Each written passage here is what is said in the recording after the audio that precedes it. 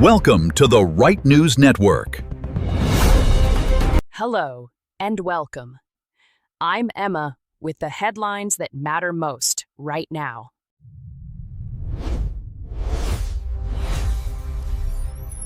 Tensions are spiking in one of the world's most critical shipping lanes, and the Trump administration's plan to resolve it has hit a major snag. Our Middle East correspondent Layla Nazari has this. Layla? Well, Emma, the administration launched something called Project Freedom on Monday, with the Navy set to guide ships through the Strait of Hormuz, but it basically fell apart just days later. There were clashes between U.S. and Iranian forces, and now Trump's paused the whole operation. Meanwhile, Captain Rahman Kapoor and his crew are still stuck out there, and frankly, the pressure on them is mounting. So what exactly happens now to those stranded ships? Look, they're in limbo, right? I mean, this strait handles about a third of global maritime trade, so when it's choked off like this, it hits shipping companies hard, and it hits oil prices everywhere. What's really concerning is that a French container ship was actually attacked just yesterday. So there's real danger here. The fragile ceasefire in the Gulf is looking pretty fragile right now. And honestly, if this escalates, we could be looking at something much worse. Layla, thanks for that reporting.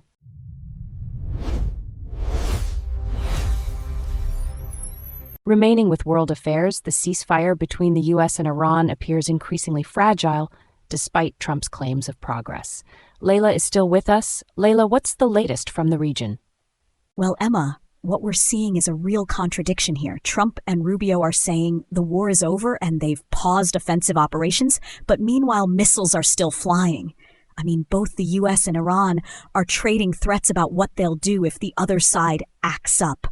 So it's kind of hard to call this a ceasefire when there's still active military posturing happening. So how much of this is actually about peace, and how much is Trump trying to manage a political crisis? Look, I think Trump's under enormous pressure to get this off the front pages.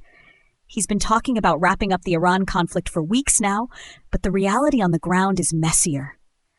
What's interesting is the timing of all this. Rubio's about to visit the Vatican while Trump's publicly feuding with the Pope over Iran policy. It suggests the administration knows it needs to sell this story internationally and fast. Layla, appreciate it.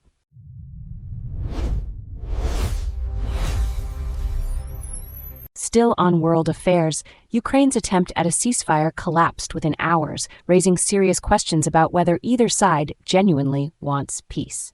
Our Washington correspondent Marcus Webb had this. Marcus? Well, Emma, thanks. So what we're seeing here is pretty straightforward. Ukraine declared this unilateral ceasefire starting May 6th, right? They said they'd act symmetrically if Russia did the same for its Victory Day parade on May 9th. But here's the thing. Russia just kept attacking. Drones, missiles, the whole thing continued Wednesday morning, just hours after the ceasefire was supposed to begin. So Russia essentially called Kyiv's bluff? Look, I think it's worse than that. This wasn't really a bluff. Ukraine was making a genuine diplomatic gesture. What Russia's response tells us is that Moscow doesn't view this as a moment for negotiation at all. They're focused on their Victory Day celebrations, and they're not interested in pausing operations, period. The attacks killed at least 26 civilians on May 5th alone in places like Zaporizhzhia and Kramatorsk. Marcus, appreciate it.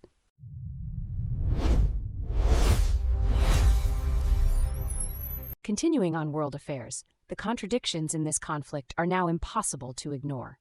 Russia announced a ceasefire, but continued deadly strikes that killed at least 26 people on Monday. President Zelensky called it cynical theater, a stark example of how Moscow's word means nothing in this war. Watch for what happens after May 9th, when that Russian pause expires and the full force of this conflict resumes.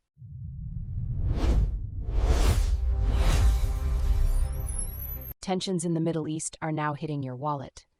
British retailer Next is raising prices by up to 8% outside Europe to cover war-related costs, while Australia reports the conflict is driving up living expenses for all households. The company raised its profit outlook despite tripling its conflict costs, though customers in the UK will see no new price hikes. Watch for whether other global retailers follow Next's lead in passing those expenses to customers.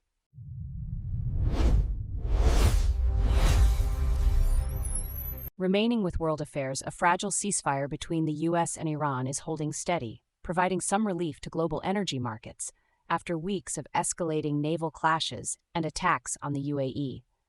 Defense Secretary Pete Hegseth confirmed the ceasefire certainly holds for now, as the Trump administration pursues a broader diplomatic settlement. Watch for any new provocations in the coming weeks that could destabilize the agreement.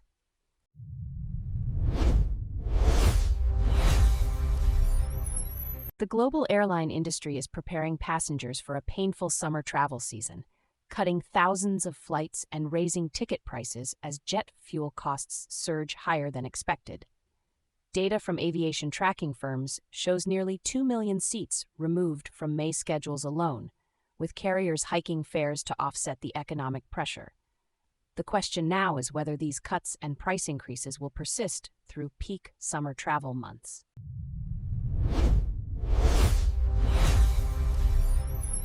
Moving to the markets now, President Trump has suspended a U.S. plan to escort commercial ships through the Strait of Hormuz just days after announcing it, sparking a sharp sell-off in crude oil. Brent crude fell to $106.50 per barrel, and West Texas Intermediate tumbled below $100 as investors interpreted the pause as a sign that peace negotiations may be accelerating in the Middle East. The suspension leaves ship owners scrambling for alternatives to secure one of the world's most critical shipping lanes.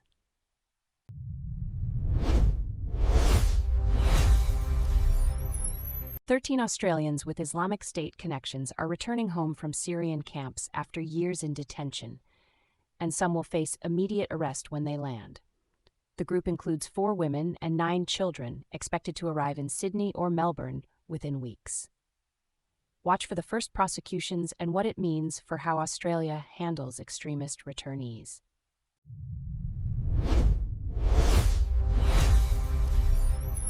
Remaining with election results around the globe, we're seeing significant power shifts that could reshape political landscapes on 2 continents. And Marcus is back with us. What are we learning from these races? Well, Emma, you've got 2 very different stories here, but they're both about parties solidifying control. In India, Prime Minister Modi's Hindu nationalist BJP just won big in West Bengal, which is a huge state. And over in Michigan, Democrats just expanded their state Senate majority with this special election win by Chedrick Green. So they're now up 20-18 instead of 19-18, which might sound small, but it's actually pretty significant for them legislatively. Why does that narrow margin matter so much in Michigan? Look, when you've only got a 1 or 2 seat majority, any defection, any absence, any health issue with a legislator can tank your entire agenda. Green's win gives them breathing room. They won the state trifecta in 2022, but legislatively speaking, that thin majority has been constraining. Now they've got a little more cushion to actually move bills without needing Republican support. And in India's case, Modi's dominance in West Bengal gives his party even more leverage nationally. Marcus, appreciate the context on both of these races.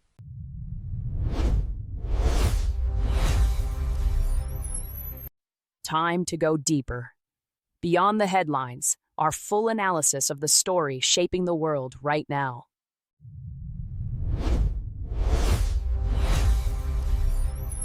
The Strait of Hormuz is effectively on fire tonight, and the question is whether Washington has any real plan to put it out. President Trump announced Project Freedom with enormous fanfare.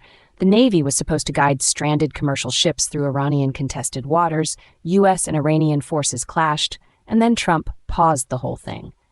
A French container ship has been attacked, injured sailors are being evacuated, and a ship captain stranded in the Strait told the BBC he's under enormous pressure. Meanwhile, senior U.S. officials are asking China to do the diplomatic heavy lifting. Joining me now are Marcus Webb, our defense and security analyst, and Sophia Reeves, our economics and markets editor. Marcus, let me start with you. Is this pause a tactical masterstroke, or did Iran just win a round? Thanks, Emma. Look, let's be completely direct about what's happened here. The United States announced a military operation, named it, gave it a branding campaign, sent the Navy in, and then stopped it before achieving a single durable objective. That's not a pause, that's a blink. And in the Middle East, where every adversary is constantly reading American body language, a blink has consequences. Iran's Revolutionary Guard Corps didn't get where it is by missing signals. They've watched this pattern for decades. American resolve announced loudly, American follow-through delivered quietly. Douglas Murray has written about this exact dynamic. The West announces its principles and then negotiates against them. And here's the thing. When you announce Project Freedom and then pause it before the Strait is even open, you haven't projected strength. You've projected a very expensive photo opportunity. The mullahs in Tehran aren't afraid of photo opportunities. But Marcus, isn't there a counter-argument that a president who pauses to avoid a wider war is showing mature strategic thinking rather than recklessness? And Sophia, what's your take? Because there's an enormous economic dimension here that I'm not sure is getting enough attention. Well, look, I think Marcus is right on the optics problem, but he's missing the bigger picture on what this actually costs. 20% of global oil supply, nearly 30% of LNG. Those aren't talking points. Those are the numbers that determine whether energy bills in Europe double, whether Asian manufacturing grinds down, whether the global recovery gets strangled. The Houthis' Red Sea campaign cost an estimated $200 billion in rerouting and delays, and the Hormuz Strait is orders of magnitude more important. Every day this drags on. Shipping insurance premiums climb, freight costs climb, and consumers pay. And here's what I find extraordinary. Rubio and Bessent are literally asking China to solve this. China. We're in the middle of a trade confrontation with Beijing, and we're simultaneously asking them for a favor in the Gulf. Beijing will name its price, and we may not like what's on the invoice. I hear what Sophia is saying about the economics, but with respect, that framing slightly misses the point entirely. The economic cost is real, absolutely. But the reason the economics are at risk is because Iran has been allowed to believe it can coerce the world through geography. You don't solve a coercion problem by outsourcing your response to the coercer's closest ally. That's not strategy, that's managed retreat. And I completely disagree with Sophia on the China angle. Not because she's wrong that Beijing will extract a price, but because I think she's underestimating just how significant that price could be. We're not talking about a trade concession. We're talking about Beijing potentially demanding softer U.S. posture on Taiwan as the silent quid pro quo. One choke point being held hostage, potentially creating leverage over another. That's the nightmare scenario nobody's saying out loud. Here's what I want to know, because we have U.S. and Iranian forces having already clashed in the Strait, a French vessel attacked, sailors wounded, and a global shipping industry that cannot sustain this indefinitely. Where does this actually go in the next 6 months? Sophia, where do you see this playing out? The way I see this playing out, there are really two realistic paths. Either the China diplomatic track produces some kind of face-saving de-escalation. Iran eases up, Trump claims a win, the market breathes, but that's a temporary fix built on foundations that don't hold. Or the drift continues, the economic pressure builds, insurance markets start effectively pricing the Strait as uninsurable, and you get a slow-motion supply chain crisis that nobody formally declares, but everyone quietly lives with. If current trends continue, shipping companies will accelerate Cape of Good Hope rerouting, which adds 10 to 14 days and hundreds of millions in costs per voyage. That feeds directly into consumer inflation globally. The risk is that the geopolitical standoff stays below the war threshold, but above the functioning commerce threshold. And that's a sustained economic wound. Here's what concerns me most, and I think this is the scenario that keeps serious people awake at night. It's not a deliberate decision by Washington or Tehran to go to war. Neither side wants that. The risk is miscalculation. U.S. and Iranian forces have already clashed in the Strait. One more incident. A U.S. warship seriously damaged, Iranian sailors killed in larger numbers, a commercial vessel sunk, and you get an escalation cycle that moves faster than decision-makers can manage. What history tells us, from Tonkin to the Falklands, is that the most consequential conflicts don't begin with formal declarations. They begin with a spark in a choke point nobody controlled well enough. The Strait is that choke point right now, and the margin for error is razor thin. Razor thin is right, and somewhere between Tehran, Beijing, and a paused American naval operation, the world's most important waterway is being held together with diplomatic tape and hope. Marcus Webb, Sophia Reeves, thank you both. One thing's certain, Whoever briefed President Trump that Project Freedom could be announced, clashed over, and paused in the same week clearly didn't consult Iran first.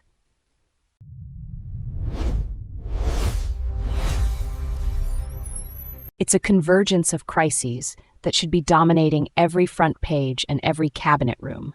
Iran has bombed a major UAE oil facility and announced plans to seize Emirati ports. A South Korean cargo ship has exploded in the Strait of Hormuz, and back home in Australia, 13 individuals with Islamic State links are about to touch down in Melbourne and Sydney, while the government offers the public little more than vague reassurances about case management. These are not isolated events, they are connected threads in a fraying global security picture, and the question of whether our leaders understand what they're dealing with has never been more urgent. Joining me now are Sophia Reeves, our economics and markets editor, and James Chen, our geopolitical analyst. Sophia, let me start with you. Is Iran's attack on Fujairah a genuine strategic escalation, or is this still within the bounds of manageable regional tension? Thanks, Emma. Let me be blunt. This is not manageable regional tension. This is Iran doing what Iran has always intended to do, which is assert control over Gulf energy infrastructure using the language of missiles and drones because that is the only language the regime speaks fluently. The Fujairah oil industry zone is not some obscure installation. It is the second largest bunkering hub on the planet. When you set that ablaze and simultaneously announce plans to take control of Emirati ports, you are not conducting a diplomatic signal.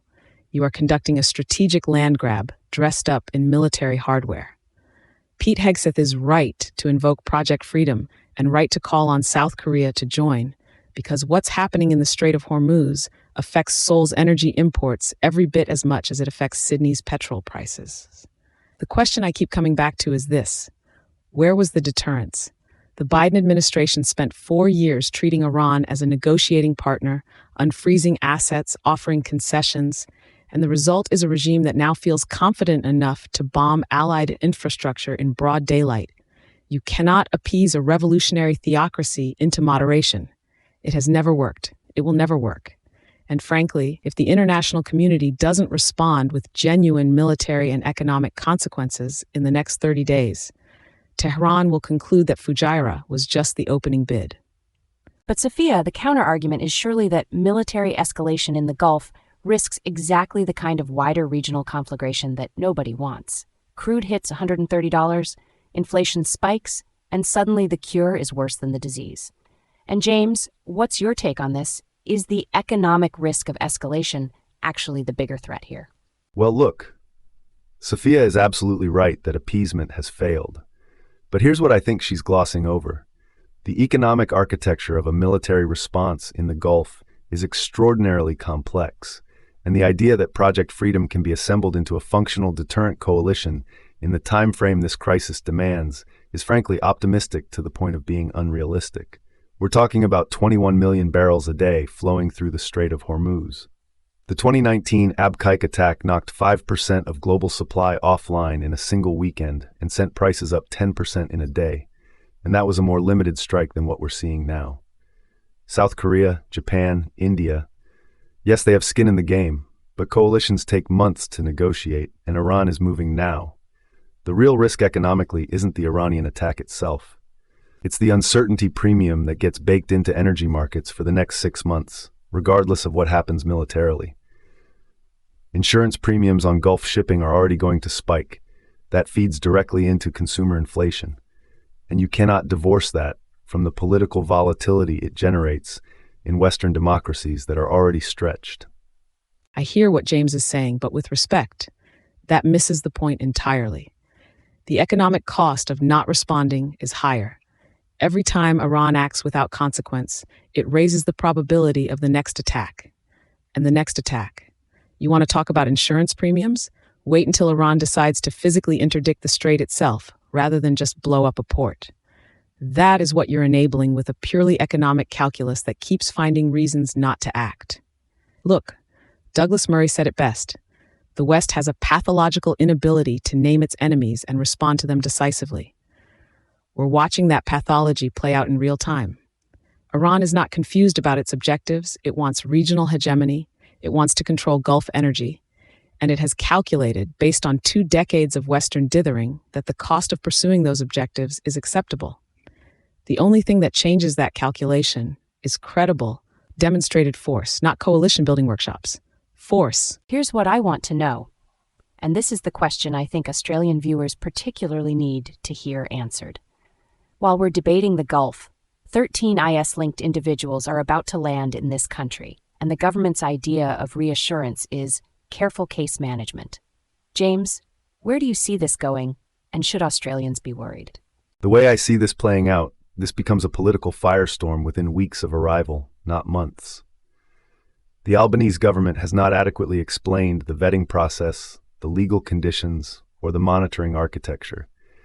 And the moment there is any incident at all, even something relatively minor, those vague assurances become a political liability of the first order.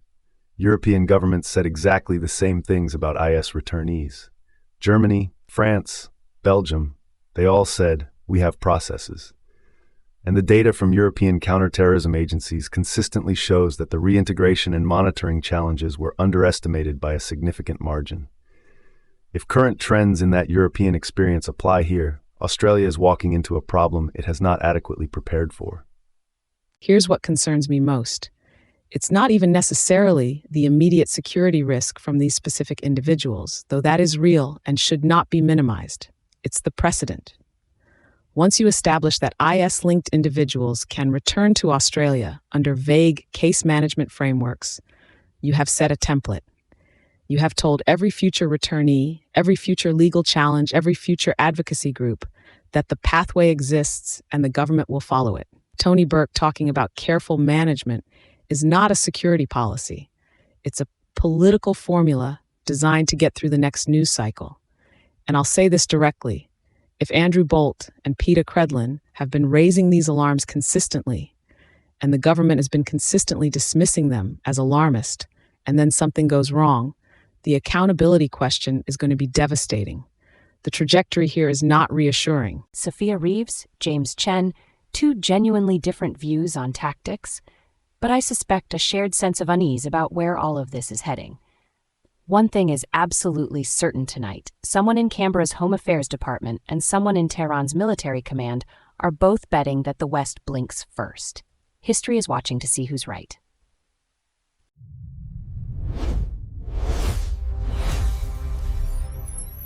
That wraps up today's top stories. I'm Emma. Thank you for watching, and we'll see you next time.